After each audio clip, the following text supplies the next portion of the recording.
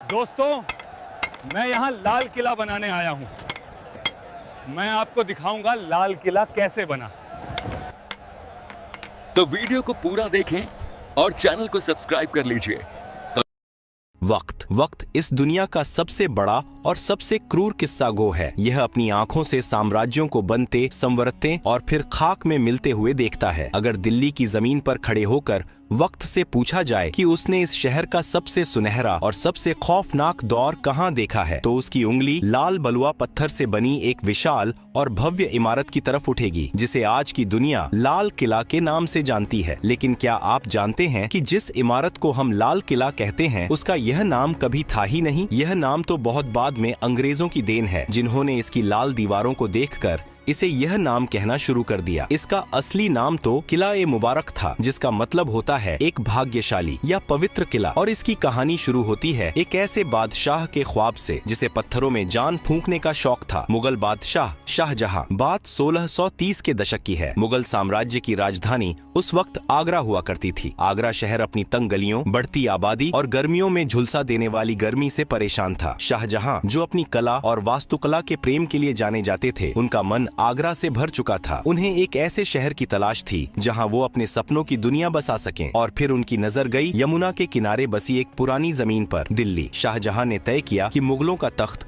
अब आगरा से दिल्ली जाएगा। 1638 में उन्होंने दिल्ली में एक नया शहर बसाने का हुक्म दिया, जिसे नाम दिया गया शाहजहानाबाद, जिसे आज हम पुरानी दिल्ली कहते हैं। और इसी शहर के बिल्कुल बीचों बीच यमुना नदी के ठीक किनारे नींव रखी गई दुनिया के सबसे आलीशान किले की, किला ए मुबारक की। इस किले को बनाने में पूरे 10 साल का वक्त लगा। उस्ताद अहमद लाहौरी, जिन्होंने ताजमहल का खाका तैयार किया था, उन्हीं के हाथों इस किले का नक्शा भी खींचा गया। 1648 में जब यह किला पूरी तरह से बनकर तैयार हुआ, तब शाहजहां दिल्ली में नहीं बल्कि अफगानिस्तान के काबुल में थे। जैसे ही उन्हें यह पैगाम मिला कि उनका सपनों का किला तैयार है, वो बिना कोई वक्त गवाए दिल्ली की तरफ चल पड़े। इस भव्य किले की बनावट में जो सबसे खास चीज थी, वो थे इसके दरवाजे। लाल किले के 2 सबसे मुख्य प्रवेश द्वार हैं, दिल्ली दरवाजा और लाहौरी दरवाजा। दिल्ली दरवाजा वह द्वार था जहां से निकलकर शाहजहां अक्सर जुमे की नमाज अदा करने जामा मस्जिद जाया करते थे। लेकिन किले का सबसे अहम और शाही दरवाजा था लाहौरी दरवाजा। इसका नाम लाहौरी इसलिए पड़ा क्योंकि इसका मुंह लाहौर शहर की तरफ खुलता था। मुगलों के द्वार में आगरा, दिल्ली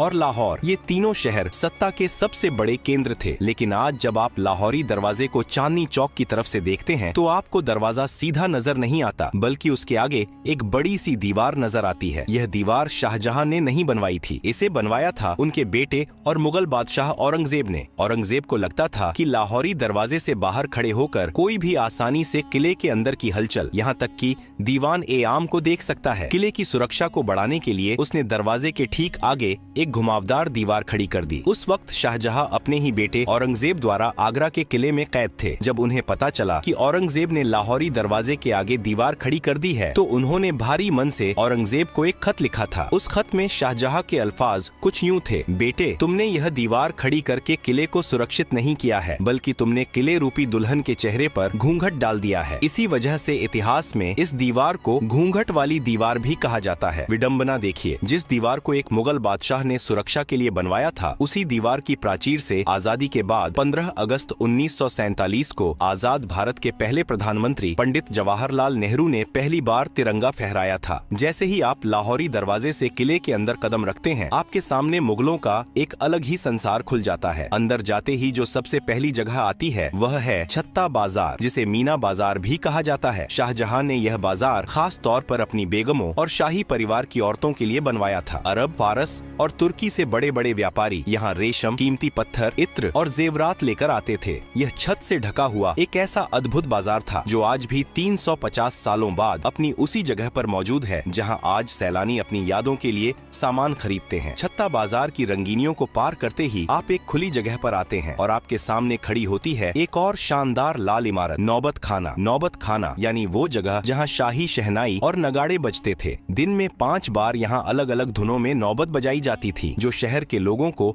वक्त का अंदाजा देती थी। जब भी कोई बड़ा शाही मेहमान या खुद बादशाह किले में आते थे, तो इसी नौबत खाने से नगाड़ों की गूंज पूरी दिल्ली में यह ऐलान कर देती थी कि शहंशाह तशरीफ ला रहे हैं। यह वही नौबत खाना है जहां बाद के मुगल काल में सत्ता के खूनी खेल खेले गए और जहां बादशाह जहांदार शाह और फर्रुखसियर का कत्ल किया गया था। नौबत खाने की खूनी और संगीतमय दहलीज को पार करते ही आपके सामने एक विशाल और खुला हुआ प्रांगण आता है। यह वह जगह है जहां मुगल सल्तनत की आवाज गूंजा करती थी। लाल बलुआ पत्थर के भव्य और नक्काशीदार खंभों पर टिका यह मंडप दीवान-ए-आम कहलाता है। नाम से ही स्पष्ट है कि यह वह दरबार था जहां एक आम इंसान, एक फकीर या एक किसान भी अपने बादशाह के सामने अपनी फरियाद लेकर आ सकता था। दीवान-ए-आम के बिल्कुल बीचों बीच दीवार के साथ सटा हुआ संगमरमर से बना एक बेहद खूबसूरत और ऊंचा झरोखा सिंहासन है। जब शाहजहां या मुगले आजम यहाँ बैठते थे तो उन्हें पूरे दरबार का साफ नजारा दिखता था। इस भव्य सिंहासन को नशेमन ए जिल ए इलाही कहा जाता था, जिसका शाब्दिक अर्थ है धरती पर ईश्वर की परछाई का निवास। मुगल बादशाह खुद को खुदा का नुमाइंदा मानते थे और यह सिंहासन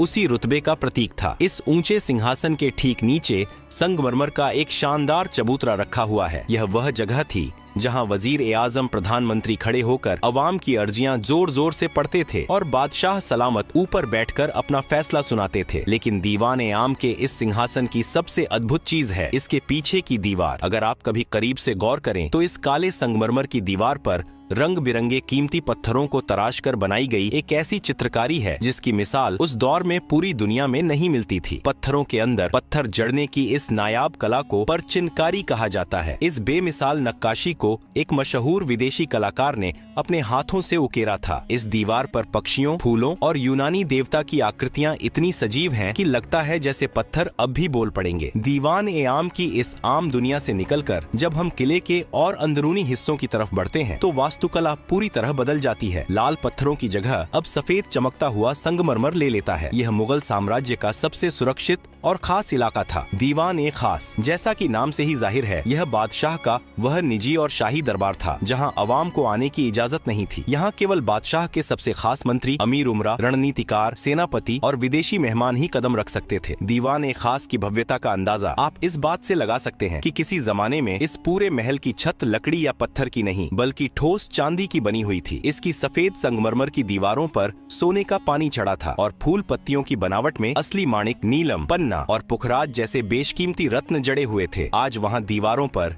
केवल वो खाली निशान और गड्ढे बचे हैं जिन्हें बाद में लुटेरों ने खुरच कर निकाल लिया था। इसी दीवान-ए-खास के बिल्कुल बीचों बीच रखा जाता था दुनिया का सबसे महंगा, सबसे आलीशान और सबसे चर्चित सिंहासन, तख्त-ए-ताऊस, जिसे दुनिया मयूर सिंहासन के नाम से जानती है। यह सिर्फ बैठने की जगह नहीं थी, यह मुगलों की अकूत दौलत का सबसे बड़ा सबूत था। शुद्ध सोने, चांदी और अनगिनत हीरे जवाहरात से बनी इस मसनद को बनाने में उस दौर में करोड़ों रुपए खर्च हुए थे। इस सिंहासन के ऊपरी हिस्से पर हीरे मोतियों से जड़े 2 मोर बने हुए थे और इसी तख्त-ए-ताऊस के ठीक बीच में जड़ा था मुगल सल्तनत का सबसे बड़ा गुरूर और दुनिया का सबसे नायाब हीरा, कोहिनूर। जब बादशाह शाहजहां अपने शाही लिबास में इस तख्त पर बैठते थे तो उनके मुकुट और सिंहासन की चमक से पूरा दीवान-ए-खास रोशन हो उठता था। लेकिन वक्त की सुइयां हमेशा एक सी नहीं रहती। जिस महल ने दौलत और शानो शौकत का चरम देखा था, उसने बर्बादी का वो खौफनाक मंजर भी देखा जिसकी कल्पना मुगलों ने ख्वाब में भी नहीं की थी। साल था 1739। ईरान का खूंखार बादशाह नादिर शाह मुगलों की कमजोरी और लाल किले की दौलत की महक सूंघता हुआ दिल्ली आ पहुंचा। उसने दिल्ली की सड़कों पर ऐसा खून खराबा मचाया कि यमुना का पानी लाल हो गया। जब नादिर शाह दीवान-ए-खास में दाखिल हुआ तो तख्त-ए-ताऊस को देखकर उसकी आंखें फटी रह गईं। नादिर शाह ने दीवान-ए-खास को बेरहमी से लूटा और लौटते वक्त अपने साथ दुनिया का सबसे बड़ा खजाना, तख्त-ए-ताऊस और कोहिनूर हीरा ईरान ले गया। जो तख्त मुगलों की सबसे बड़ी पहचान था, उसे ईरान ले जाकर टुकड़े टुकड़े कर दिया गया। इतिहासकार बताते हैं कि बाद में उस ऐतिहासिक मयूर सिंहासन के एक टूटे हुए निचले हिस्से को ईरान के तेहरान के एक संग्रहालय में आखिरी बार देखा गया था। दीवान-ए-खास की दौलत भले ही लुट गई हो, चांदी की छतें उखड़ गई हों और कोहिनूर छीन लिया गया हो, लेकिन इसकी दीवारों पर उकेरी गई कुछ लाइनें आज भी इसकी खोई हुई जन्नत की गवाही देती हैं। दीवान ए खास के मेहराबों पर फारसी भाषा में वे मशहूर पंक्तियां आज भी मौजूद हैं, जिन्हें महान सूफी संत और कवि अमीर खुसरो ने कभी कश्मीर के लिए कहा था, लेकिन शाहजहां को वे इतनी पसंद आईं कि उन्होंने इसे अपने इस महल में लिखवा दिया। अगर फिरदौस बर रूए जमी अस्त हमी अस्तो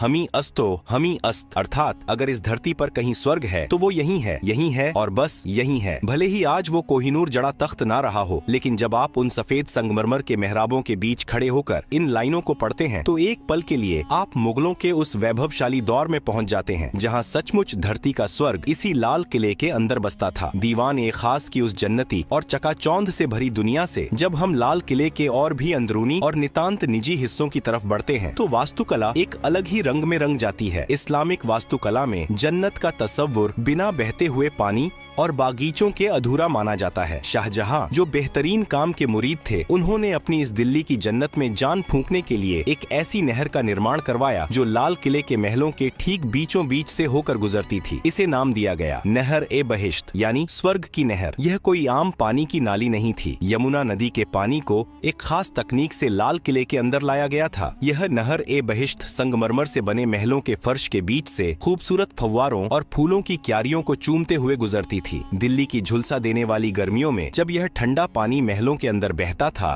तो पूरे महल की आबो हवा वातानुकूलित हो जाती थी। पानी के बहने की वह मधुर कलकल आवाज और फव्वारों से उठती खुशबू महलों के अंदर मानो जादू कर देती थी। नहर ए बहिश्त का पानी सबसे पहले जिस शानदार महल से होकर गुजरता था वो था मुगल हरम का सबसे रंगीन और खूबसूरत हिस्सा रंग महल। नाम के ही अनुरूप यह रंगों का महल शाहजहां ने अपनी खास बेगमों, शहजादियों और शाही परिवार की औरतों के लिए बनवाया था। इस महल के बीचों बीच संगमरमर का एक बेहद खूबसूरत कमल के आकार का फव्वारा था, जिसमें जब नहर ए बहिश्त का पानी गिरता था तो वह किसी खिले हुए फूल सा लगता था। रंग महल की छतों और दीवारों पर शीशे और बेशकीमती पत्थर इस तरह जड़े गए थे कि रात के वक्त जब यहाँ मोमबत्तियां जलाई जाती थीं, तो पूरा महल तारों भरे आसमान की तरह झिलमिला उठता था। लेकिन वक्त का सितम देखिए, जिस रंग महल में कभी मुगल शहजादियों की पायलों की झंकार गूंजती थी और इत्र की महक हवाओं में तैरती थी, 1857 के गदर के बाद जब अंग्रेजों ने लाल किले पर कब्जा किया तो उन्होंने इस नायाब महल को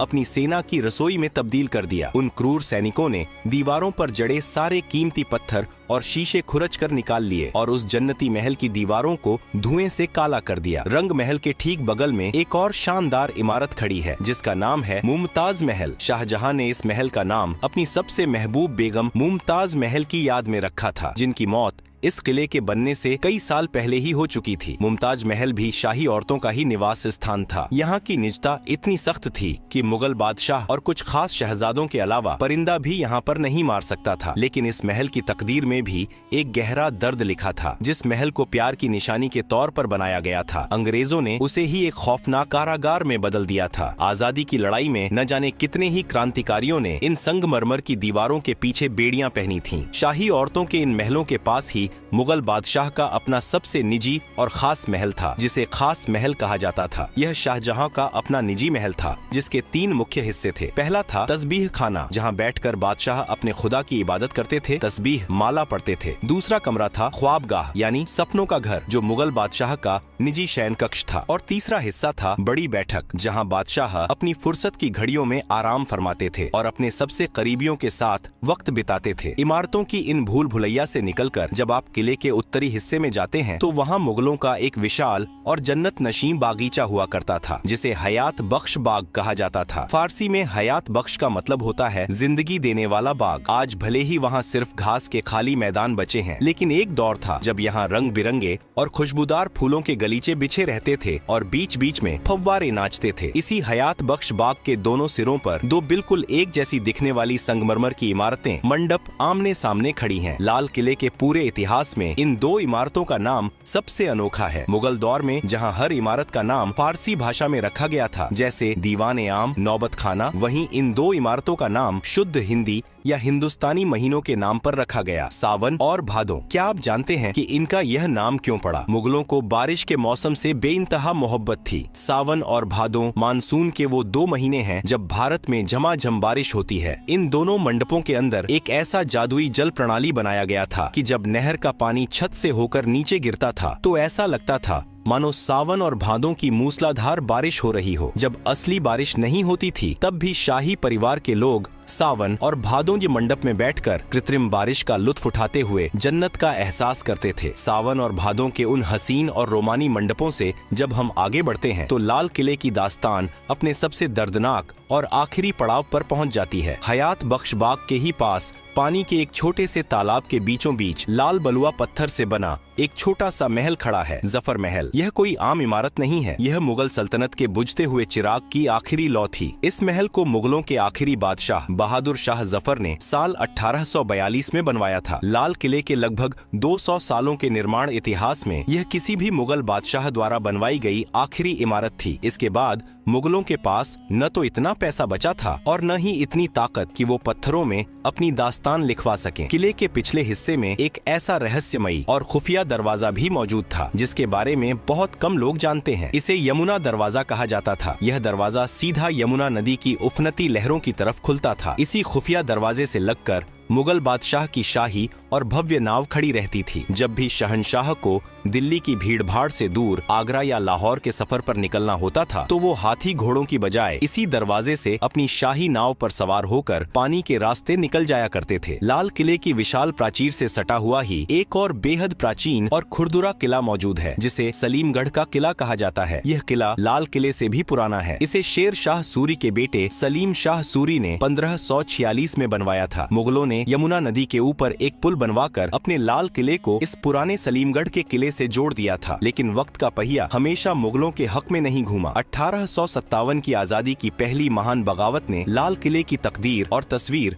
दोनों को हमेशा के लिए बदल कर रख दिया। जब अंग्रेजों ने आखिरकार दिल्ली और इस किले पर कब्जा किया तो उन्होंने इसकी मुगल रूह को ही छलनी कर दिया। लाल किले के अंदर एक बेहद खूबसूरत और तिलिस्मी बाग हुआ करता था, मेहताब बाग, जिसका मतलब होता है चांदनी रात का बागीचा। अंग्रेजों ने अपनी नफरत में इस हसीन बागीचे को बेरहमी से उजाड़ दिया। फूलों और फव्वारों की जगह उन्होंने अपनी फौज के रहने के लिए भद्दी लाल ईंटों वाली नीरस इमारतें खड़ी कर दी। इन इमारतों को सैनिक कक्ष कहा जाता है। आज जब आप लाल किले में मुगल वास्तुकला की बारीक और रेशमी नक्काशी के ठीक सामने अंग्रेजों की बनाई इन चौकोर अंग्रेजी वास्तुकला की इमारतों को देखते हैं तो दोनों के बीच का अंतर चीख चीख कर मुगलों के पतन और अंग्रेजों के जुल्म की गवाही देता है। अंग्रेजों ने लाल किले के लगभग 80% शाही महलों और बागीचों को नष्ट कर दिया था। लेकिन लाल किले के इतिहास का सबसे स्याह और रुला देने वाला दिन वह था जब इसी किले के अंदर, जहाँ कभी मुगल बादशाहों का एक इशारा पूरी दुनिया का कानून हुआ करता था, वहीं भारत के आखिरी बादशाह बहादुर शाह जफर को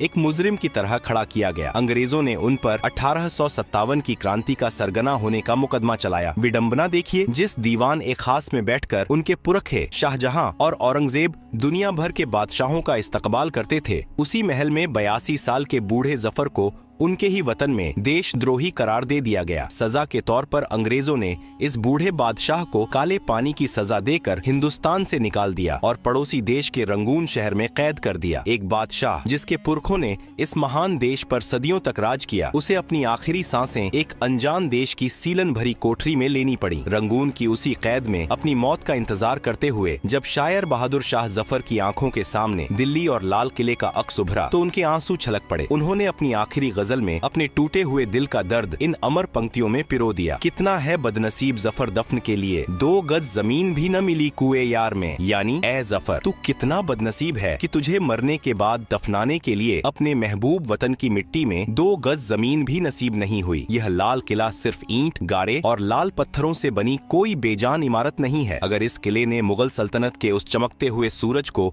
आसमान की बुलंदियों को छूते देखा है तो इसने उसी सूरज को अपनी ही आंखों के सामने बेबस होकर डूबते हुए भी देखा है। सत्ता के खूनी संघर्षों से लेकर नादिर शाह की लूट और आजादी की लड़ाई तक लाल किला न जाने कितने तूफानों का इकलौता और खामोश गवाह है। इसके इसी ऐतिहासिक और सांस्कृतिक महत्व को पूरी दुनिया के सामने झुककर सलाम करने के लिए साल 2007 में अंतर्राष्ट्रीय धरोहर संस्था ने इसे विश्व धरोहर स्थल घोषित कर दिया। आज जब हम 15 अगस्त को इस किले की प्राचीर पर आजाद भारत का तिरंगा शान से लहराते हुए देखते हैं तो उन लाल दीवारों में दफन इतिहास की अनगिनत कहानियां खामोशी से हमें देख रही होती हैं और मानो कह रही होती हैं, वक्त से बड़ा कोई शहंशाह नहीं होता।